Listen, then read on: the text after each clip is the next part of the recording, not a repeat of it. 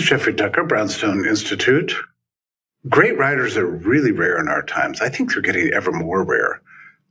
I was lying awake last night trying to think about all the great writers that have influenced me during my career, extending over a century and a half, and I came up with a list of 10, and a very good article, I think. But then I began to think about who are the great writers in our time. Right now I'm reading Walter Kern's Up in the Air and being just thrilled by the prose, the care with which he takes in constructing sentences. Sorry, I just remembered one that made me laugh. He had a sentence in there that said, "Behind every sculpture garden, a great crime." you have to understand it in context. Anyway, it's a brilliant book. So he's one of them, and it was my pleasure to interview him a couple of days ago on Brownstone's show. Today, it is my enormous pleasure to interview Ann Bauer, who also qualifies as one of the great stylists and writers of the time. Not just a writer, but a person who really takes care with her prose. She constructs words and sentences and paragraphs and narratives that are art. And it's such a strange thing these days to bump into anybody who cares enough about the written word to do that. Enormously talented. I brought her the only book she's written that actually became a bestseller, which is Recipes from Hell's Kitchen, called Damn Good Food, with a scary cover. It's actually just a delight, really. The whole thing is a delight. It makes you very hungry and teaches you about the history, about that exciting part of Manhattan life. But now, my introduction to Ann came, as you might expect, during COVID, because very early on, she wrote an article for The Tablet. And we all read things all day, every day. And, oh, here's this, here's that, here's another article, here's another thing. Click, click, click, link, link, click. This one, I'm going to say it came out in 21. You began it and you're engaged, immediately. And then sort of the luxuriousness of the prose enraptures you to the point that you're just completely, the writer owns you at this point, owns your brain, and you hear the music and you feel the passion, you sense the emotion, and you can feel the drama building. But there's one point in that article where everything turns and it hits you like physically to the point you gasp. And then you understand. And then you think about things in a completely new way. Do you know how difficult that is? That's really difficult to do that as a writer, to create an actual physiological response from the reader, not with cheap tricks, but with deep human drama that's reflective of aspects of the human personality we all experience every day, but put in such a way that you sense the energy, danger, joys, tragedies of everyday life. And I think that's what Ann specializes in most, is seeing life itself, regular life, normal things, as wildly interesting. And she's not shy about it. She's not shy about it because she knows, she understands, and she presents it well. Well, that's enough introduction for me. I present to you Ann Bauer. Jeffrey? It's nice to have you, Ann. Thank you. First, what a privilege to be put in a category with Walter Kern. I mean, if you haven't read Blood Will Out, oh, you must. I have not. Yeah. But thank you for everything that you said, and you just explained something I care about to me, about having that moment in an essay where things become a little clearer. That's the purpose. I've always said it's to illuminate, and it's to shed a light, kind of metaphorically, on something that I see as truth. So that's interesting. So what you're telling me is that it's a little bit of a, like, you're doing this. You hide the thing a little bit of time and then pull back the curtain, something like that? No, you hope you're doing this, because sometimes you think you're doing it and you get to the end and you're like, oh, that didn't work. that meant nothing. And sometimes you get there and suddenly it becomes clear to you, the writer. And then you think, oh, I found this out through the writing. And now there it is. And that's when it's good. It's when you accidentally open up something truthful and you had to write to get there. Yeah, so you're using your writing as a way of just, as a discovery process, essentially. Yes. Yeah. Yes. You So write to understand. So you Someone start with said that. something you know, and then you add somebody else you know, and then you add something else that's a little bit puzzling about that, and then it dawns on you, and then you reveal it. Something like that. Often you start with something or I start in a place where I think, why am I thinking this and no one else is? And in the case of the essay that you cite, I had made this connection in my head between two things that no one else was seeing. Between the mania of, autistic children were damaged by their refrigerator mothers. We have to take children away from their parents. And the mania of, we have this virus out there. It kills mostly people over 80. Therefore, we have to lock 2-year-olds in the basement. And these seemed like parallel social contagions to me. And I started writing into it, and all of a sudden, all of these parallels came out. And I started putting them side by side and thinking, am I the only one who sees this? And then I sent them to an editor at Tablet, and it's always a marvelous editor. That's the key. It's always a great editor who sees it and says, yes, that. Yeah, and it was a little bit of a shock because I don't think the Tablet was raging against COVID controls at the time.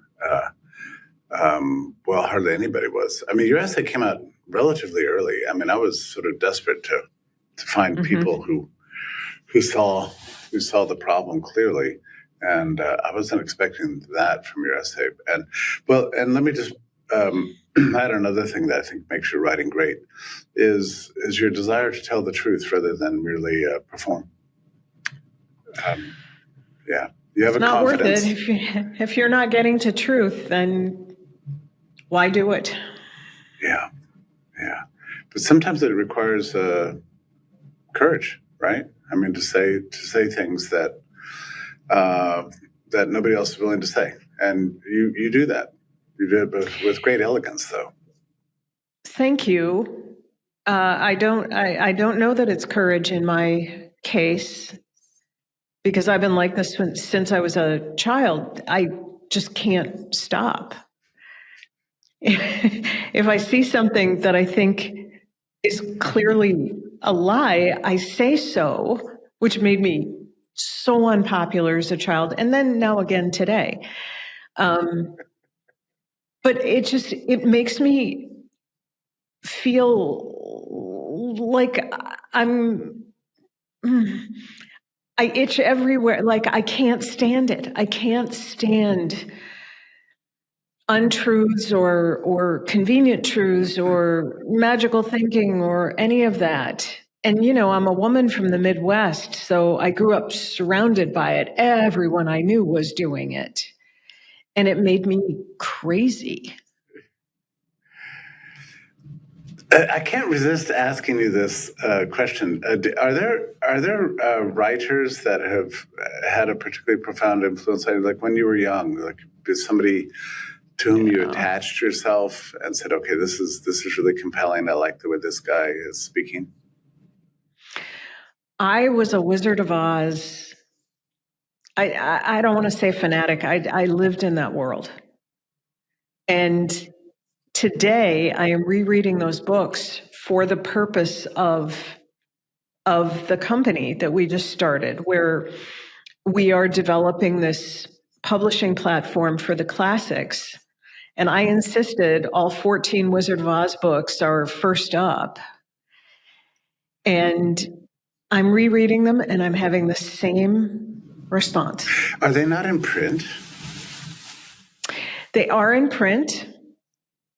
We are formatting them for our own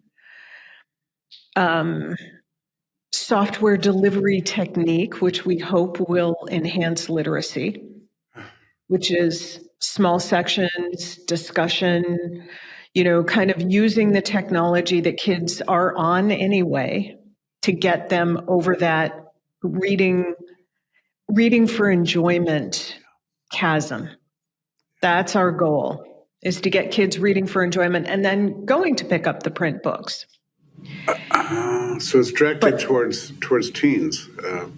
It is. It's directed toward 10 to 14, so the tween age, those kids who were out of school for up to 2 years during their fundamental reading period. Like, this was first, second, third grade for these kids. In some cases with the younger ones, preschool, kindergarten, they lost all those building blocks of reading. And even though they might have already gone away, but yes, I see your point, right? So I think, and it's very simple, the mission that we're working with is if you love to read, you read. And if you read, you read more. And if you read more, you're better at it. So we want them to love to read. And I'm going back to these books from 1901 to draw kids in because, and now this gets back to your question, I mean, one of the great things about these books is there's so much kind of side-eye, like, the despotic ruler and the hypocritical governor and I just read a section where all the generals in the army are cowardly and the privates are the ones who are saving the day, and yet the generals keep promoting each other. And so there was so much of that skepticism about all of the societal structures and government and theories devised by man. Let's have a collective, that'll work. And it's all in those books. Do you ever have this happen to you, that you're reading some book from that period? And I love the sort of Gothic Victorian literature. I like Bram Stoker's Dracula and love, and yes. And Jekyll and Hyde, which is a funny book about which we can speak some other time. Those will both be on the platform for exactly those reasons. Jekyll and Hyde is it? I said we weren't going to talk about it. But I have a theory about Jekyll and Hyde that it didn't actually happen. Which is? Well, that it didn't actually happen. Not that the book is fiction, which we know, but like even the fiction is fiction. That it was all in his head. Well, but isn't that the point? It's like, that's a metaphor for every, dark side of the human who is denying his true and evil self, which we all are. Yeah. Yeah. And similarly with Picture of Dorian Gray, I mean, it's funny because you don't know what's true and what's not. I'm not even sure that anything ever happened to the picture. Like the picture may never have changed. That, you know. So this is, well, what I wanted to ask was, when you're going through these books and you're reading them, do you ever say to yourself, wow, this could never be published today? Oh, all the time. All the time. There's, I mean, let's not even start with the gender stuff. Yeah. Because, I'm sorry, I'm going to start with one thing. we keep saying we're not going to talk about that. Then we're not going to talk about that, but I'm going to talk about it. The second Wizard of Oz book is called Land of Oz, and it's about a young boy named Tip, and it follows him all the way through the book. And I'm sorry for the spoiler, but at the end of the book, you find out that this is the princess, Ozma, who was enchanted by an evil witch and made into a boy. And everyone gathers around Tip and says, well, you have to be a girl. And he says, why? But I like being a boy. You know, I've been a boy now for years, and I would like to continue being a boy. And they're like, no, you were meant to be a girl. You need to be a girl. So they turn him back into the Princess Ozma. And it's all very respectful, and he was a great boy and all that. But the thing that is interesting to me is that the transgender movement has adopted Tip in part as this like flag they carry, like L. Frank Baum was for us. He was for transgender people. And I'm reading it and I'm like, everyone gathered around Tip and said, you were born a girl. You have to go back to being a girl. Oh, wow. Like, that's the part you're not talking about. That's strange. It's so odd. Yeah. And it is true that, you know, there was certainly gender bending. There was respect for whatever form that person happened to be, you know, all the good things. But ultimately, the rule at the end of the Oz book was, well, if we have magic and we can make you what you were when you were born, that's what we do. Yeah. No, that could not be written today. Yeah, it couldn't be written today. I feel this way about that whole generation of writers. Well, Mark Twain. I mean, you do. That's an obvious case in point, right? But sometimes I feel like I also enjoy a lot of interwar writers. It's almost like after World War II, something fell apart in literature, and I'm not. No, I read a lot of wonderful 70s, 80s, 90s writers, or at least I have some great love for the Wallace Stegner. I'm trying to remember, when was Revolutionary Road written? Oh, yeah. Yeah. That, I never read that it. sort of era. Yeah. And batshit crazy though she may be, I hope I can say that on your podcast, Marilyn Robinson did some extraordinary writing back in the 80s. Okay. Housekeeping was... And maybe it's just, you know, time selects the best material for us, so we get a little distorted view. But I just find that the material before World War II is just sort of generally more reliable. These times, I find I learn more from it because there's... fewer landmines, and they don't worry about it. It's just like.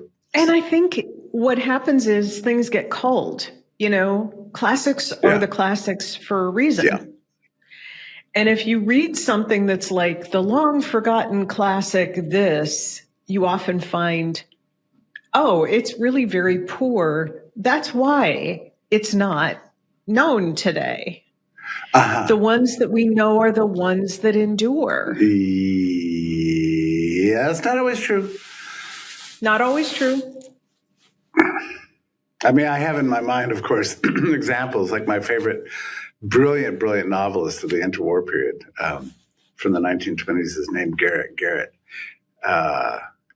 You probably never heard the name, but he wrote 5 like novels I can read 10,000. There's certain books that you could just read over and over and over again. That's Garrett Garrett. And never heard of him. Yeah, Cinder Buggy, Satan's Bushel, The Driver. I mean, all these great books about the history of American industry. Anyway, I just love this guy.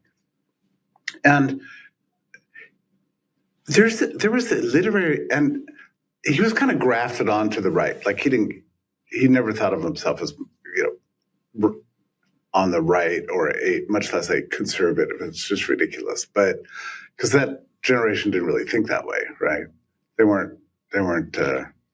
That's my understanding. Yeah. They weren't organizing themselves by ideological tribes. Anyway, this guy named John Chamberlain, who is the book review editor for National Review, tells the story in his book Life with the Printed Bird that Garrett Garrett, as a very old man, came to him and plopped his books down on the desk and said, because they loved Garrett Garrett at the time. They had some affection for him because he didn't like the New Deal. Okay. And so I had some affection for him. So, hey, Garrett, great to see you. He goes, I don't know if anybody remembers this, but I was a novelist at one point. Here are my 5 books. And John Chamberlain had never heard of them. This is the 1950s. And these were best-selling books. He was like serialized books and one of the nation's most important periodicals, which is the way they used to publish things. And John Chamberlain had never heard of him. And it made me wonder if war has the effect of sort of making you forget things, like resetting the culture in some way, like creating sort of a mass cultural amnesia, and even a desire. Distracting. It distracted the culture. Yeah. If everyone is focused on this event, you aren't sitting around discussing books. You're sitting around discussing the war news and the fireside chats and all that. Yeah. So it creates an inorganic interruption. And I think in some ways, tell me if you think this is right, that maybe the COVID period did the same thing to us. I think we're still in a period like that. Yeah.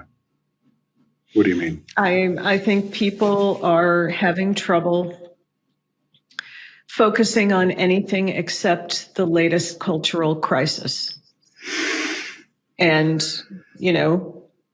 at the risk of sounding conspiracy-minded, I think that there are people who benefit from having a population that is going from one cultural crisis to another. Yeah. Which gets us to your latest piece in the Free Press about a place about which I know absolutely nothing, called Minnesota. Right? Well, I mean, a year ago, you knew absolutely nothing. Now it's all you hear about. Right. Seriously, I used to go to parties when I lived on the coast, and people would say, oh, Minneapolis, is that Michigan or Missouri? And now everyone knows where Minneapolis is. Yeah. So it turns out it's a bit of an outlier in, would you call it the Midwest? Yeah, Midwest. Yeah, it's upper Midwest. Upper Midwest outlier. It's solidly blue, as they say, right? For historical reasons, maybe demographic reasons. I'm not entirely sure. But your piece and the Free Press really presents a kind of a lens into which people can come to understand this culture, and it's a complicated thing. But you're describing Minnesota as a sort of a long decline over. I'm going to say, I think your piece covers about 10 years, where you notice this sort of growing fanaticism, ideologically informed fanaticism that's swept wider and wider, leading to grotesque levels of sort of illiberal intolerance. That is a great summary, yes. Yeah. And you've escaped, and you described it as an escape. Escape from Minnesota. It was, and it makes me sad. I lived there for many, many, many years, and I loved certain things about it. But my husband and I wake up every morning and are like, oh, we're here. We're not there. The daily frictions of living where we were just made us so tired and kind of gray and weary and hopeless. Because you weren't willing to go along with the dogma, right? And that's really what we're talking about here. A kind of a dogma that you have to believe to be a participant in polite society. It is that, yes. It was everything. Everything was hard. Everything. And it stuns me. I went to get a car wash here one day, and I thought, oh, that was so easy. Why have I been avoiding that? And it was because getting a car wash was such a chore. I don't want to say ordeal. It wasn't like it hurt me. But finding it, paying for it, waiting in line for it, like dealing with the interactions, and then everything here was faster, smoother, cheaper, more pleasant, more wonderful. And I thought, that is a symbol of every single thing I did in the Twin Cities. But you describe it as a kind of like everyday interactions got increasingly covered with a sort of a ever-spreading and ever-thickening veneer of ideological fanaticism. So every single conversation.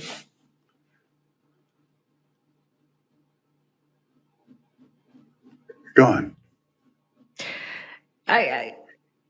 The best example I can think of is that I belonged to this group of women who I really liked.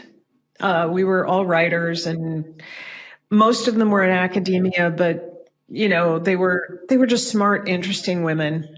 But the preface to every one of our meetings was this mini struggle session.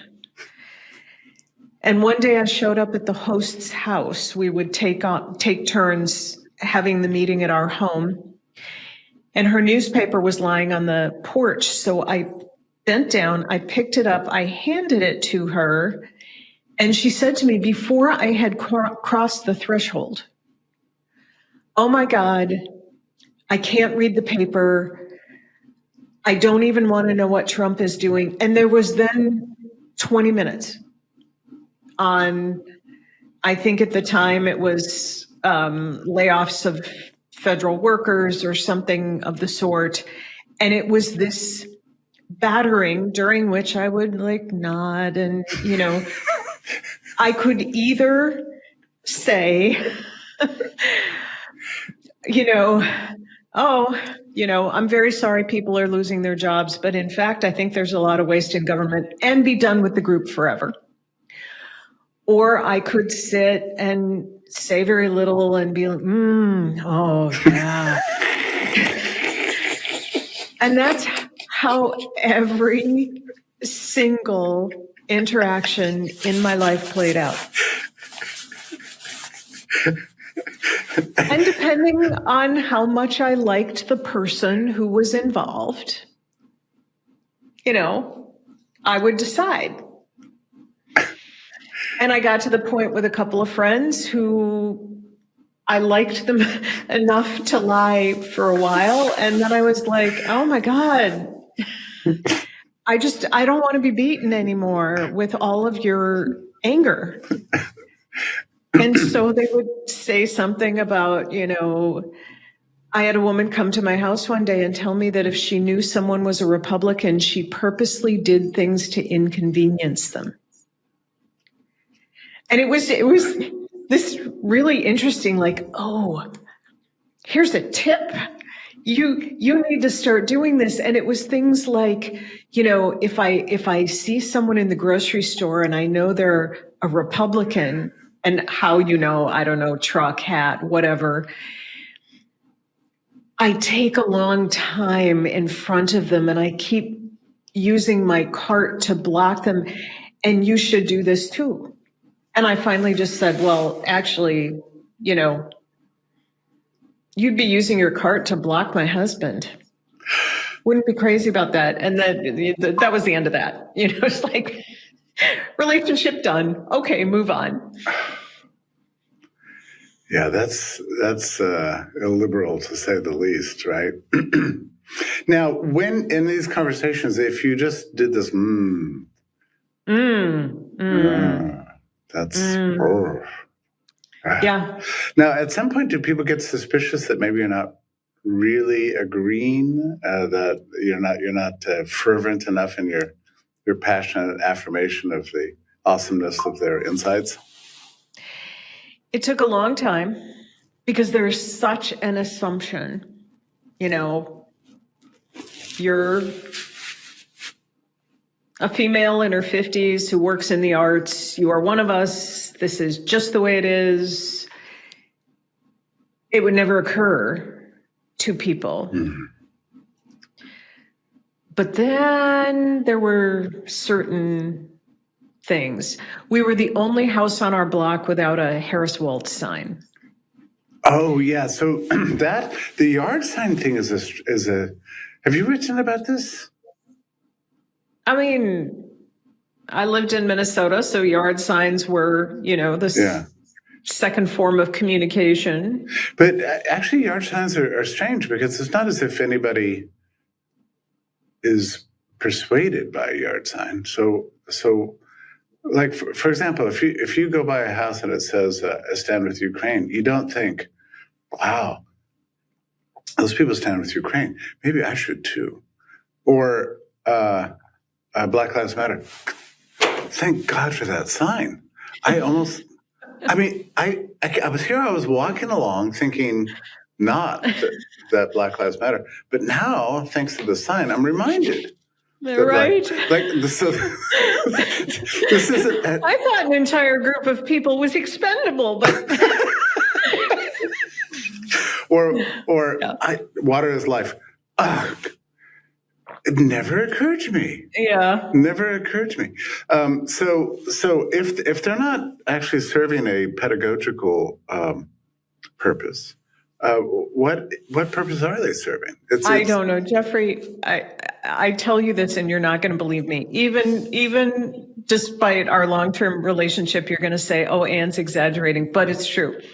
There was a house on our block that had a commissioned portrait of Zelensky on a stand on their porch. There was a house across the lake, and I did live in a nice neighborhood on a lake in St. Paul that had like circus tent streamers, blue and yellow, everywhere, all around the yard. This was not just yard signage. This was much more ambitious than that. It was statement of. It was like crucifixes. It was like. Yeah. It's a statement of loyalty, right? Mm-hmm. Of identity, of identification, of tribal attachment. I'm one of them. And so if you're the only house on the block without that sort of affirmation, that already puts you in question.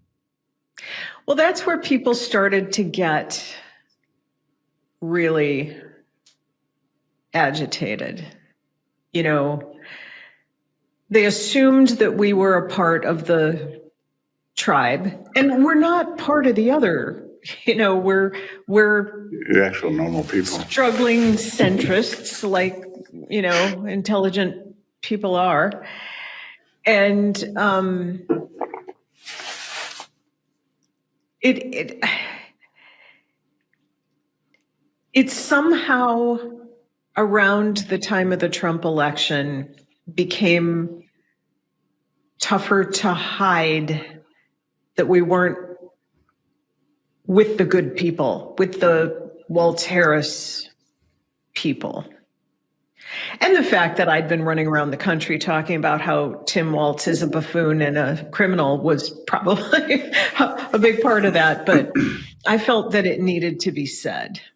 You actually played something of a important role in the revelations concerning the abuse of the welfare system in Minnesota.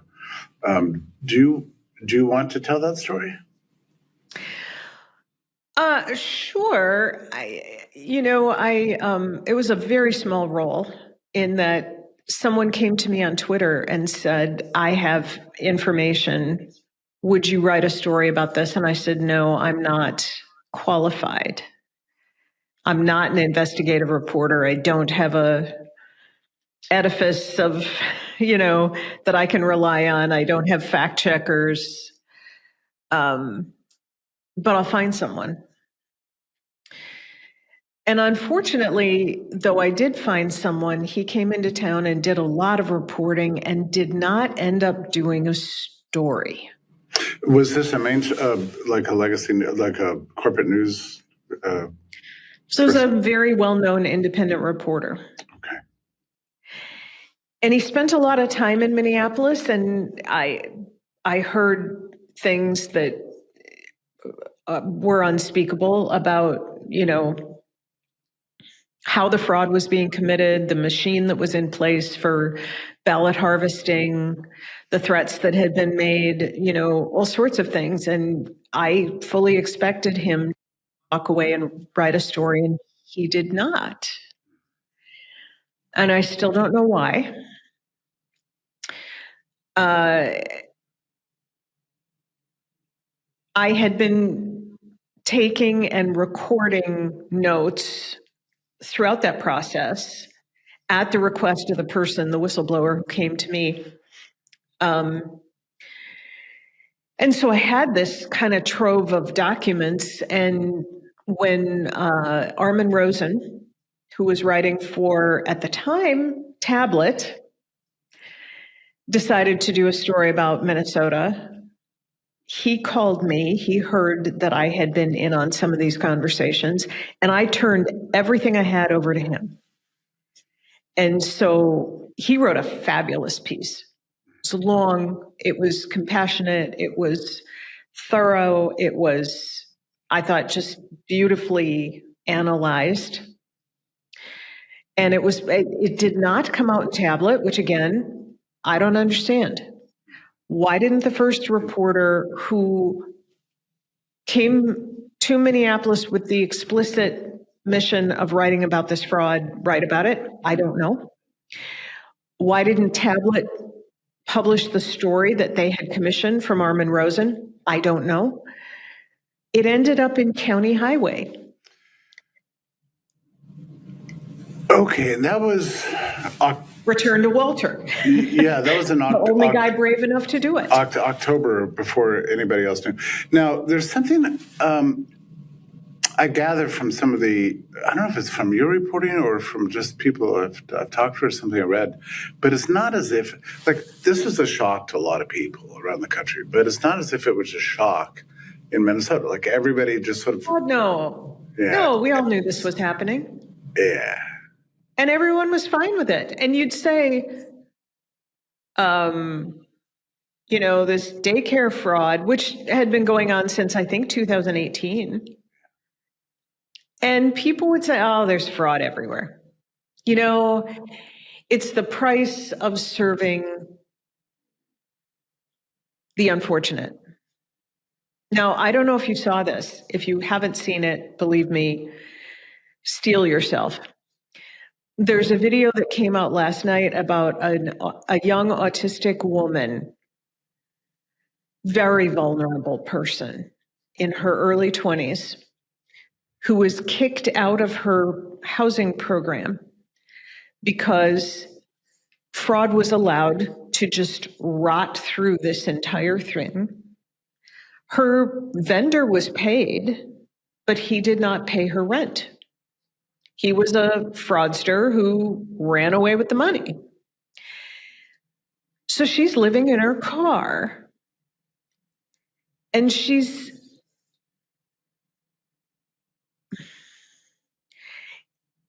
when you watch it, you get the enormity of who the real victims are of this.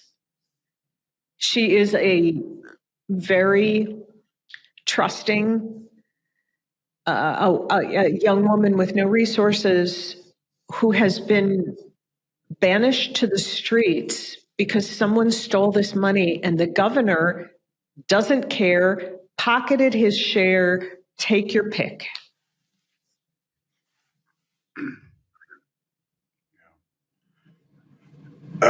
I get the sense that there is a relationship between the pervasiveness of the welfare fraud and this. You mentioned ballot harvesting. These are connected, right? So They are. So it strikes me that, like, if you really think that the Republicans are an existential threat, and so you think, okay, we're going to use the voting system to make sure that this doesn't touch the greatness of our Minnesota. Exactly. And one mechanism by which we can assure that this does not happen is to use the welfare system to take care of people who are guiding this, making it possible for this state to be guided in the right direction. Then now you have an apparatus in place that invites you to overlook terrible things. Yes. You have this moral rationale. We must do this because we are special. And that is one of that's one of the linchpins of this system. Minnesota's different. We're special. We always vote Democrat because we don't call it Democrat, we call it DFL. That's a different thing because we're special. And if we cheat a little, it's because we need to preserve how special we are. And you don't understand. We need this. We are better than you. That's the whole philosophy. So you draw in huge numbers of undocumented immigrants, give them extraordinary services, open programs, turning on a faucet of money that will inevitably lead to fraud. You remove all safeguards. You make being in the state imperative for this group of people. And then you go to them and you say, show me your ballots if you want this to continue. If you want your SNAP benefits, your housing money, your transportation company dollars that we're stealing from the feds to give to you, if you want all that to continue, you will vote the way we tell you.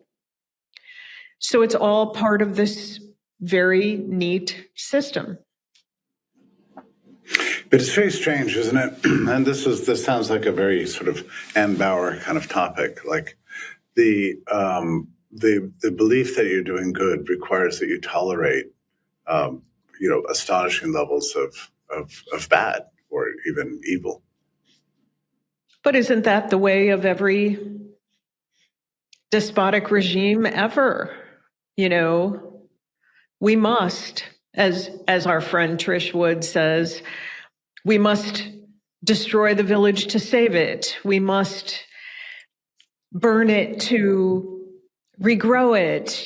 This is the theory of every great commander, dictator. The rules don't apply because my goals are loftier. Yeah, this strange sort of intertemporal utilitarianism that long term, unless we do this terrible thing now, We're going to face, much worse things later. So the eggs in the omelet, that sort of thing. Well, but also, Garrison Keillor joked about it. Everyone thought it was funny. But that whole, all the kids are above average, I mean, that really is the attitude there. That, if you boil it down, we are better educated. We know better. You're stupid. Is the message you get over and over again. Now, is that just a reflection of your social class? I mean, educated academics and that sort of thing? Or is it you're saying this is a pervasive attitude? I think it is mostly my social class, but that's a big social class in the Twin Cities. I looked around one day and I said, I don't know very many people who are privately employed. We were pretty much alone among the people we knew. Everyone was employed by university, state, city, some sort of hinky, NGO attached to something that was doing good works for something else. But very few people were participating in, I go to work in a capitalist system and make $1. Minnesota used to be a home of many Fortune 500 companies. It really is diminished in that way. It used to be, everyone talked about the Minnesota work ethic. I certainly have not seen it lately. And all the talk about being better educated, which there was a lot of that, and it was elitist in a way that I can't even describe, but it's not even true anymore. Minnesota has just plummeted in every ranking.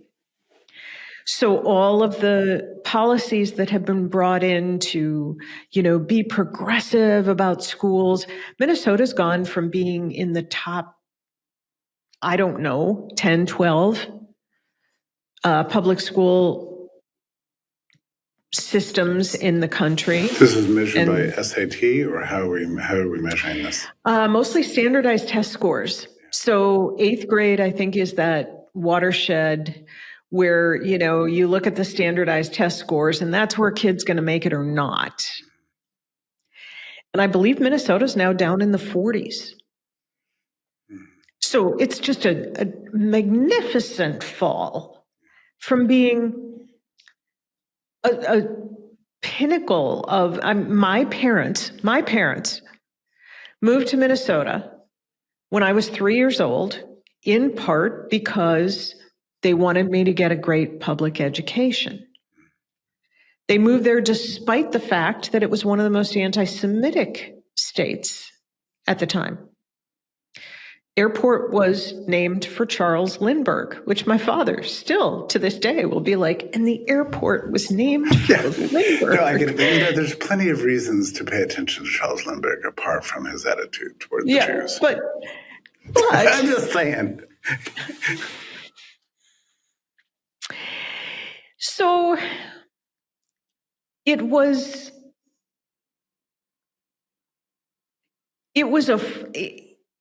it's a fall over the past 10 years that people in Minnesota deny is happening.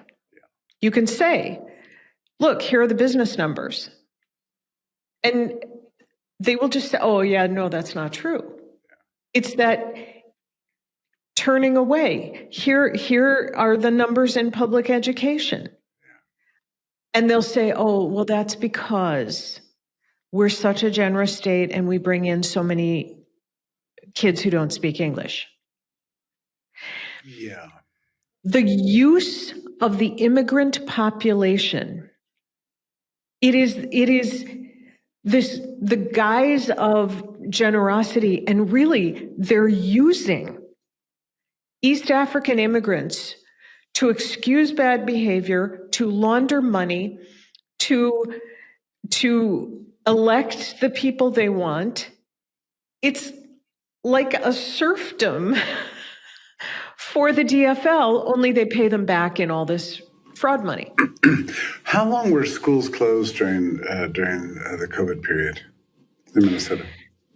So I lived in St. Paul in a somewhat, it was a mixed income district, lots of kids on free and reduced lunch. And I think our schools were closed about as long as any. And they reopened for like 2 days a week for only the kids who didn't need special ed, which, you know, I almost spontaneously combusted, who it was easy to transport, kind of the really low need kids got back in the classroom 2 days a week, late winter, early spring 21, I think. Yeah, and then people forget this. It's not just a question of open and close, but when you opened, you know, there's mask mandates, there's social distancing requirements, there's filtration stuff, there's scattered hours, there's, you know, it's teacher strikes. Yeah, we have had teacher strikes every couple of months. I mean, one district or another. So I think the poorest kids and the kids who needed the services the most didn't really get back until fall 2021. And even then it was limited. Yeah. And they, you know, they'd do this testing, or one kid would come down with COVID and they'd close everything for 12 days. Yeah, it's not even real. And then send the kids home, and then contact trace them. And this just went on and on and on and on. You know, and I still just marvel about this. I hope you don't mind. I'm just going to go back to your point about these tribal symbols that people adopt almost irrationally. You know, it's like, well, this is the means towards the end. The end is to stay good. The means are a little rough, kind of hard, but we're going to do it. There was a moment. So when the lockdowns hit, there's a lot of confusion because Trump's on the podium going, well, we have to lock down, we have to socially distance, and we're going to beat this virus, right? So it hadn't divided in a partisan way yet, not entirely. But there was this funny moment about a month later, because Trump's doing regular press conferences saying, hey, we're doing a good job, we're doing a good job. And then he starts to talk about something. I think it might have been his thing where he was, I'm not sure what the moment was, but maybe he was talking about alternative therapies or something. I don't know what. But Fauci's standing behind him and starts to do a kind of a quiet crack up and laugh, and then covers his mouth and then bows his head like that. So I think this might have been a moment in national life that was like it broadcast to everybody what the right teams were, right? So Trump's bad, Fauci's good. Whatever Fauci wants, Fauci gets. Anything Trump says is terrible. It seemed to be like this turning point, and that made it clear how we're going to align ourselves. You know, and that. So even though the country was locked down, the schools were closed, and you know the Trump CDC was doing terrible things, Trump at some point sort of wanted things to get back to normal, and Fauci was laughing at him like he was not following the science, and so that paradigm dictated national life for like the next 2 or 3 years, even all the way to the present, right? Where you have absolutely, absolutely, and you know, you're reminding me. Trump brought in Dr. Scott Atlas, who, of all the figures I met during COVID, is the one I am still so incensed about I can barely speak. I think I think what was done to Scott Atlas was maybe the worst. It was the most reputation damaging, life damaging warfare just unleashed on a single human being. And it was 100% political. And the fact that Stanford has stood by their censure of him is such a black mark to me. I don't understand how anyone can be associated with Stanford anymore. Yeah, there are a number of markers for when we're finally going to get through this, but one of them is to repeal that censure of Scott Atlas. I believe they had their last and final meeting, according to their internal Knights of Columbus rules or whatever it is they do. Yeah. And they said, no, we're letting it stand. Yeah, it's appalling. I often think about Scott because it was just sheer madness, from March 2020 all the way through August 2020, really. And then he shows up at the White House. There's not many people I've ever known that could combine, expertise, personal courage, and then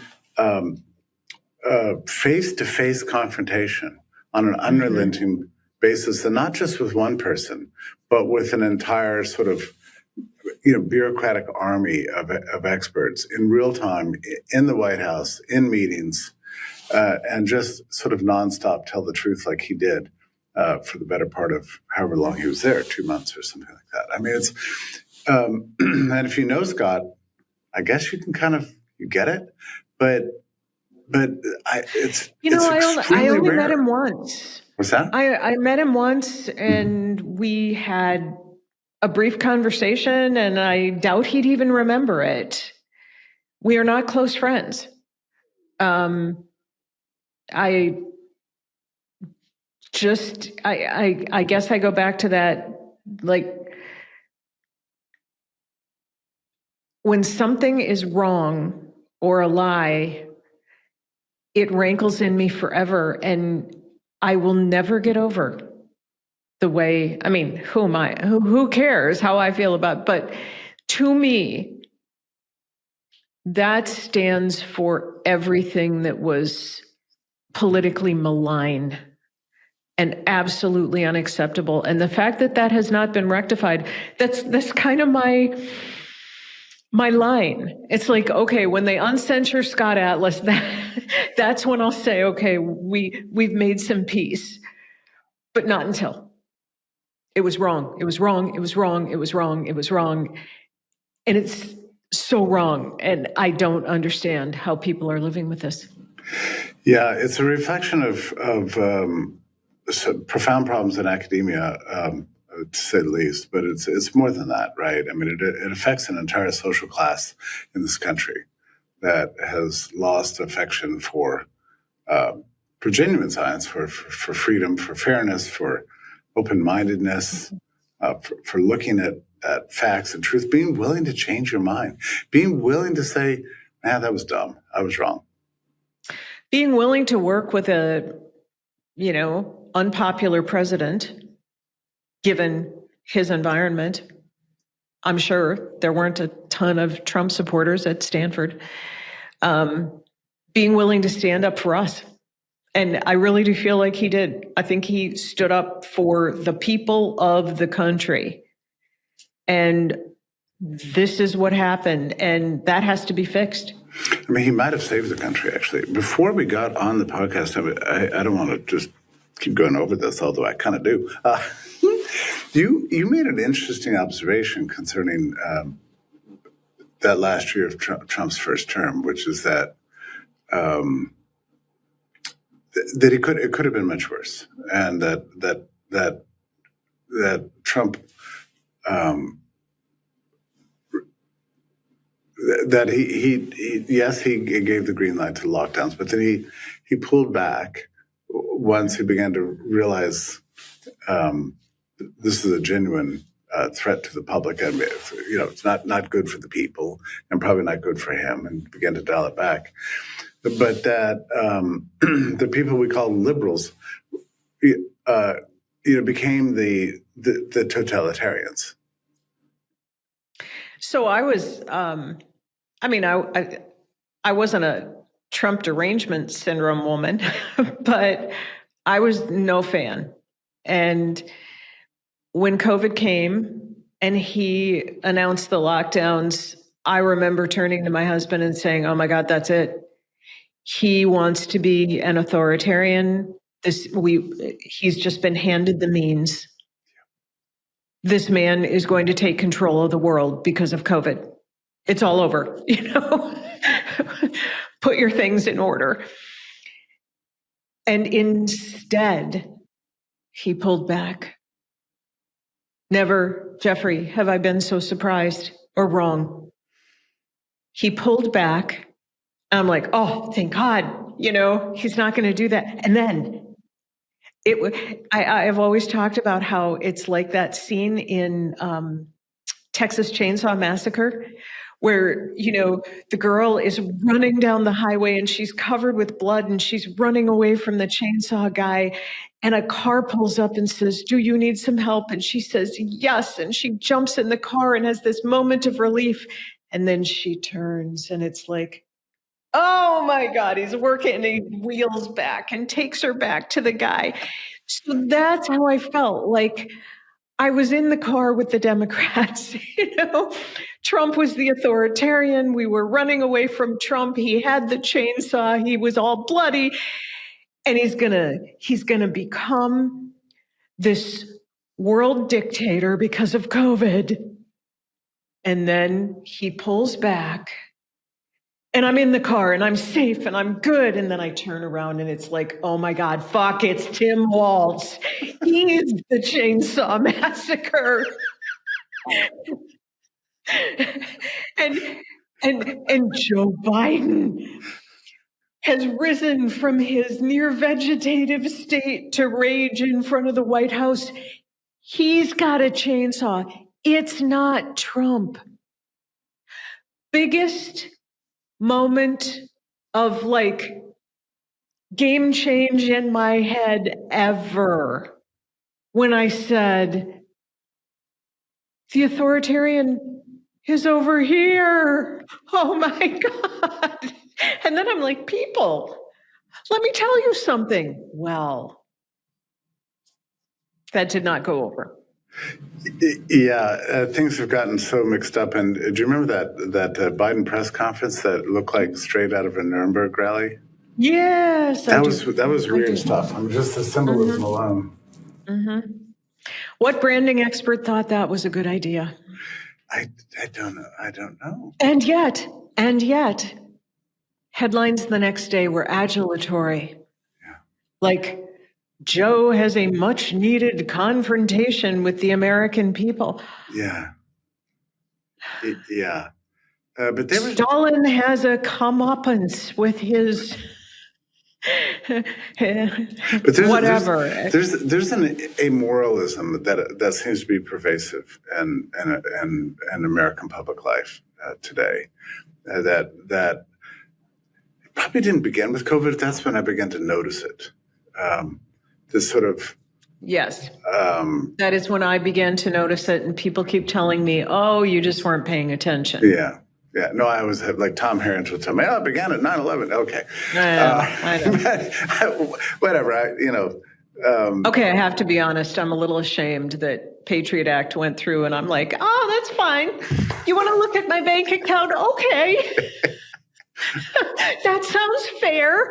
I mean, what the hell?" Well, of course, I'm looking back at my whole life, and not just my life, but looking back at all the history, and like, wait, maybe it began with the Great War, Yeah, I know. Going back to that, I know. But the immoralism of amoralism of the COVID period was there was a moment. I'm pretty sure it was in the fall of 2021 when the New York Times had. Put their data scientists to work to figure out who the unvaccinated were.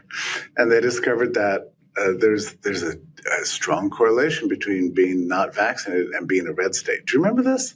I thought, oh, here we go. Here we go. This is going to be this. The New York Times has just unleashed, full-scale political war. Because of the red states, we're all going to die from COVID. I mean, that was it. And by the way, and there was no truth to this claim because just to look at it by states. I mean, yeah, okay. Georgia was red. Georgia was relatively less vaccinated, but the least vaccinated populations in America were the Black communities who, for historical reasons. See, that's where I thought you were going. And a tremendous amount of intelligence refused this vaccine. But because the demographics are allocated in such a way that they end up in these red states more than blue states. And a history of, when the government tells me to do something, it's not necessarily in my best interest. Right. But of course, the New York Times didn't reveal that. They just here's a state that's red and it's relatively unvaccinated. Therefore, we have to go after. And I don't believe for a second the New York Times did not understand what they were doing. That was a hit, and I felt it. This is the fall of 21, and I thought, we've got real problems. Sure enough, within a month, or even shorter, the Biden White House was saying the same thing. So this is a way longer conversation that we're not going to have today. Yeah. But, I, like a lot of people, have not reckoned with the vaccine issue completely. I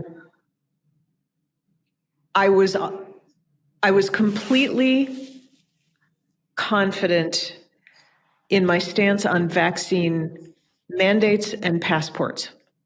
That I am immovable. You do not separate people according to their vaccination status. You do not make a medical registry. You do not demand my papers at the door. Those things I know in my heart. As someone who was a vaccine proponent for years, I'm still at sea. And I think a lot of people are. Oh, no, I totally get it. I can say I have not gotten a vaccine since I got the first COVID vaccine. Yeah.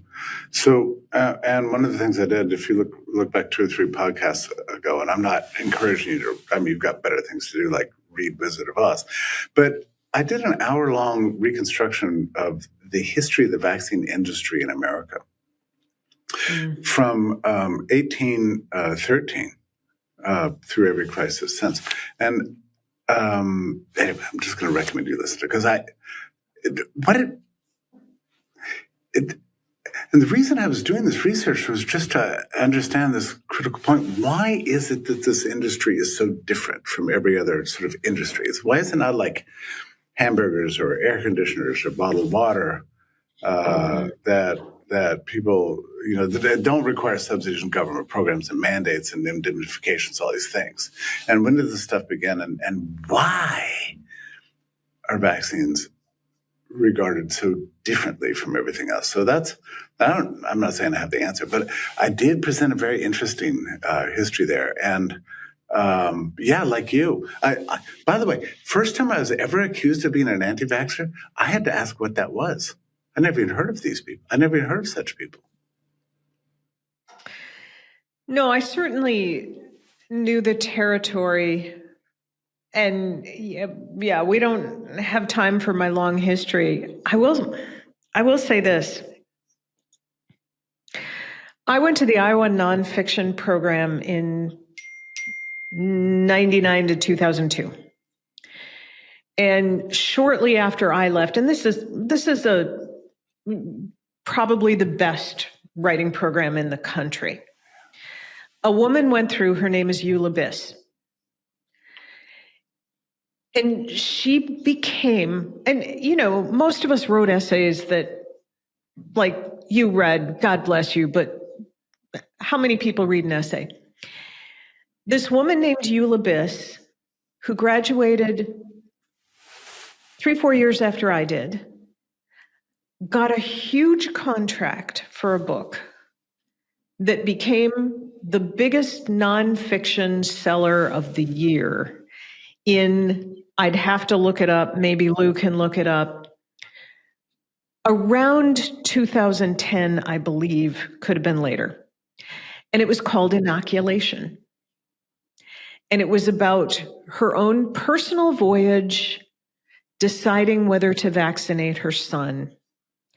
And she had embedded this thread of the history of vaccination through the book.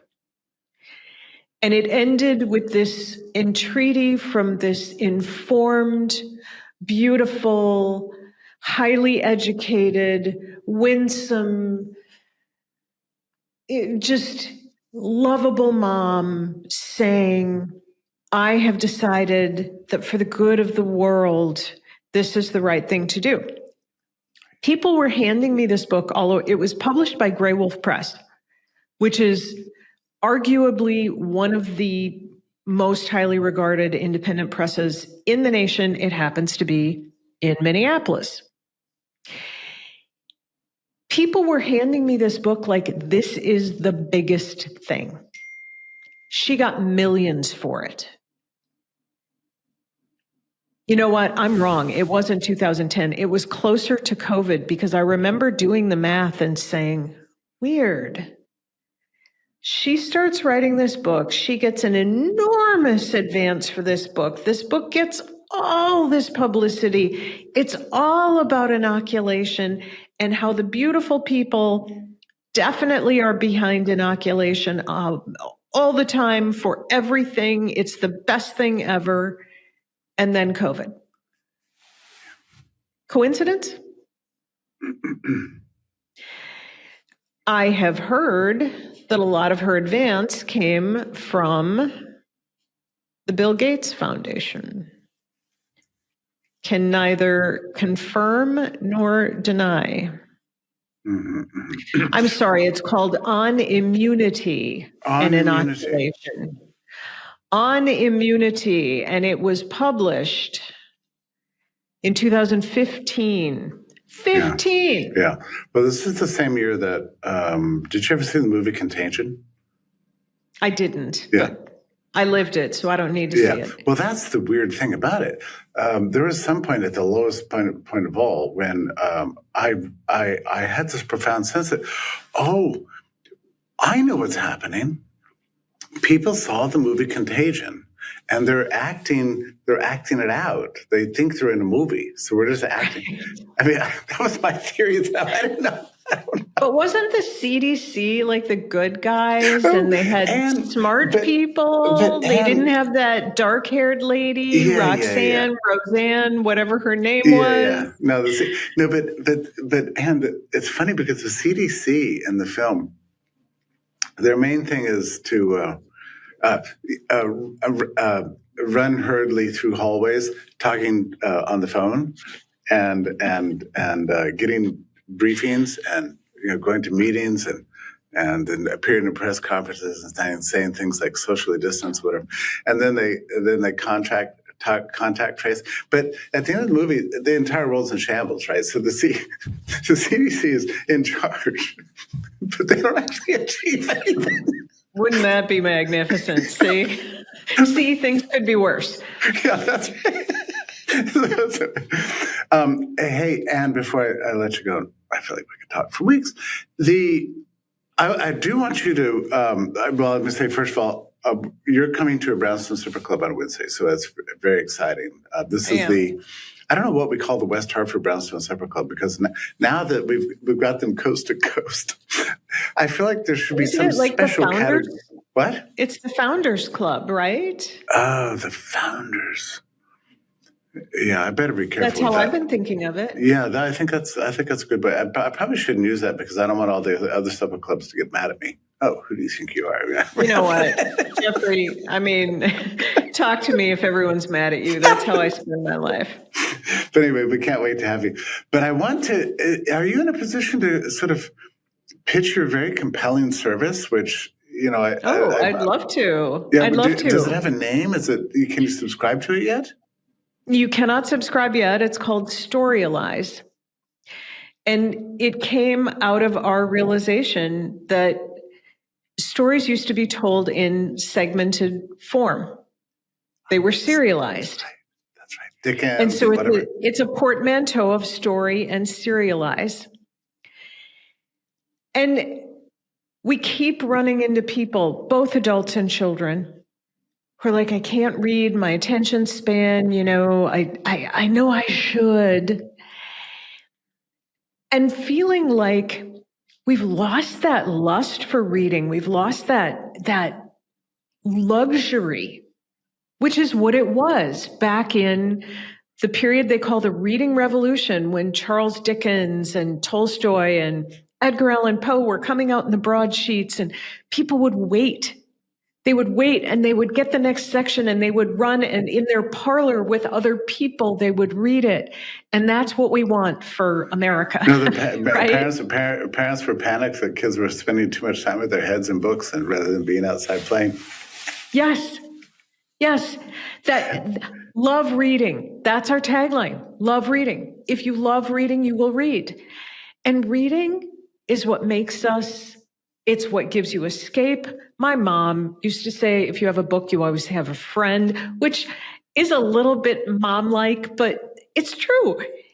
It's the greatest joy. We want to bring that joy back. So our platform is originally, at launch, will be focused on tweens. We're doing the classics, Wizard of Oz, Little Women, Treasure Island, Count of Monte Cristo, Jekyll and Hyde, Frankenstein, in short segments that are delivered in such a way with a cliffhanger that it's like a Netflix episode, like you want to find out what's next. God bless you, Ann. This just sounds so brilliant. I hear new business ideas every day, but this sounds just brilliant. This is great what you're doing. Thank you. We love it. We've been using it ourselves. Now, my husband developed this for himself. He was working for someone else. He developed this for himself to read the classics. And he was like, you know what? I love this. Yeah. Originally, all he wanted to do was read the book in the form that it was published. And he started segmenting it up the way it came originally, War and Peace. It wasn't this big, huge, it was like section at a time. He loved it. I loved it. Everyone we talked to about it said, oh, I'd use that. Yeah. So here we are. We're in Kentucky, northern Kentucky. They brought us down here, asking us really to focus on the child literacy problem. Yes, we want this app to be for everyone eventually. But our deal with the people of northern Kentucky is we will help those kids. And we will get this out to homeschool pods and libraries and rec centers and eventually, if we can get through the bureaucracy, which is not my skill, schools, and get kids reading. Yeah. And then if they start reading, then they go to the library and they read, or they, read a magazine, or it will become habit. It will become something they want to do instead of something they have to do. Well, and then most importantly, you have stories in your head for your entire life. It's like a gift. When you read a book, it's like giving yourself a gift that you will have as long as you have breath. You will have this beautiful story in your head. And I don't think movies do that, actually. In the same way. It's rare. Yeah. It is rare. A great book gives you a sort of a soundtrack for living, really. Or I don't know, it just gives you, yeah. I mean, all the great civilizations were built on great stories, right? And before we had literature, we had an oral culture, but that stories build society. But then with the age of reading, which I think you mean sometime after the second half of the 19th century, right? That's when. Yeah, it was late 1800s, then into the Gilded Age. And I believe deeply that reading enhances critical thinking in a way that, we all need. Both because it is a popular thing and because we think it has utility, we've built discussion into the app. So there will be actual intertextual discussion. And this came about because we talked to millennials who were saying, I read with Reddit open so I can talk to people about what's happening in the book, which I know would never occur to me either. Yeah. But this is what the kids do, Jeffrey. Yeah. They're like reading romantasy, and they're on the Reddit thread saying, oh, dragon sex on the whatever.